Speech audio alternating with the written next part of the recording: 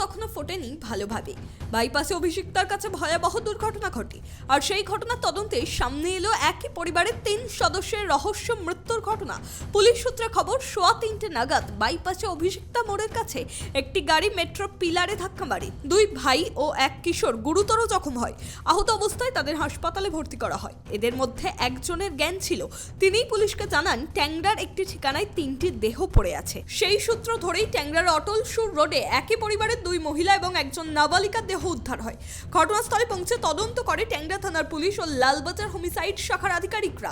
Police সূত্রে খবর, হাতে শিরা কাটা অবস্থায় ছিল 3 জনেরই দেহ। আর্লি মর্নিং 3:15 নাগাদ অ্যারাউন্ড একটা অ্যাক্সিডেন্ট হয়েছিল। একটা গাড়ি নিজেই পিলারকে ধাক্কা মেরেছে। তারপরে ওনাদের 3জন ইনজার্ড পার্সনকে রুবি হসপিটালে অ্যাডমিট করানো হয়েছে। ওখান থেকে ওনারা ইনফরমেশন দেন কি এই অ্যাড্রেসে অত 3টা বডি পড়ে আছে।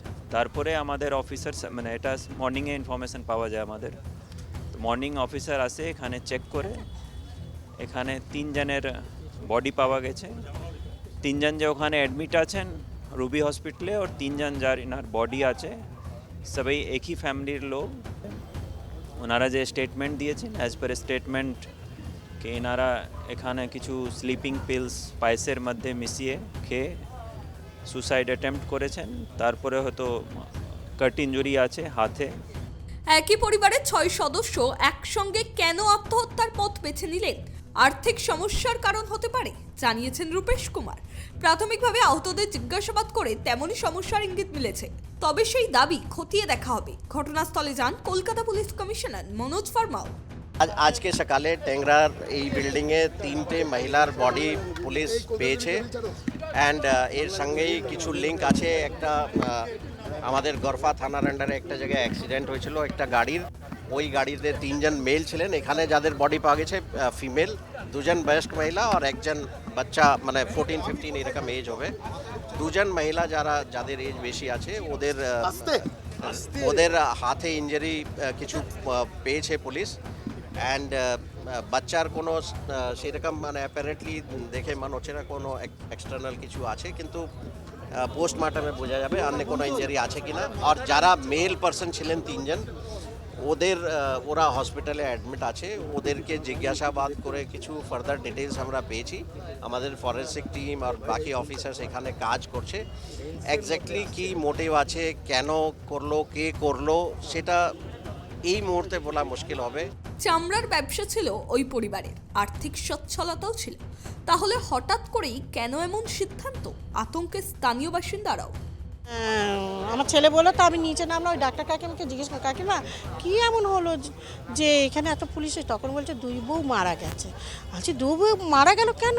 2 বউ তো খুব মিল ছিল, ভালো তো খুব। তারপর বলছে জানি না। তারপরে এসে শুনছে আবার নাকি 2টো বাচ্চাও মারা গেল। আরও আতঙ্কি হয়ে গেল যে কী এমন হলো যে এত ওদের মানে ভালো ব্যবহার, আর হঠাৎ করে এই কেস শুনবো আমরা ভাবতেও পারি না। হ্যাঁ, আমার সঙ্গে তো জানলা দিয়ে কথা বলতো। না না না, কিছুই বোঝা যায়নি। শুনতাম না ওদের ঝগড়া লড়াই আসে, কেউ কারোর মনের কথা কি আর কেউ কাউকে বলবে না। 2 ভাইয়ের মধ্যে ভালো প্রেম আছে, ভালো মিল ছিল। 2 ভাইয়ের মধ্যে খুব ভালো মিল ছিল। আর ব্যবসার মধ্যে আপ ডাউন থাকে। হ্যাঁ, পেমেন্ট মাঝে মাঝে আপ ডাউন হয়। সেইভাবে আমি দেখিনি, কারণ এক্সপোর্ট করতো, ভালোই এক্সপোর্ট করছিল এদের। হ্যাঁ, তো সেই দিক দিয়ে আমি মনে হয় না যে কোনো প্রবলেম ছিল। ঝামেলা না, দেখুন ব্যবসার মধ্যে এটা ঝামেলা বলা যায় না। এবার আমি ওকে মাল দিলাম, সাপ্লাই করলাম, সে পেমেন্ট করলো, সেই পেমেন্টটা হয়তো টাইমে পাস হয়নি, সেটা হয়। এটা নতুন কিছু না, এটা আমাদের আগেও হয়েছে। না, শনিবারে ফোনে কথা হলো, ভালোভাবে কথা হয়েছে। স্বাভাবিকভাবেই এই ঘটনায় নানা রকম প্রশ্ন উঠছে। তারা নিজেরাই হাতে শিরা কেটে আত্মঘাতী হয়েছেন, নাকি তাদের খুন করা হয়েছে?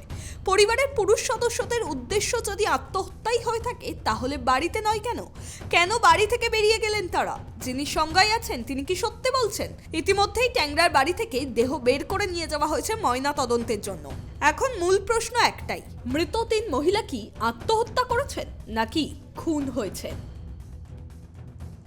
ক্যামেরায় স্বপন রায়ের সঙ্গে অপ্রদীপ দাসের report, tribe TV Bangla, Kolkata.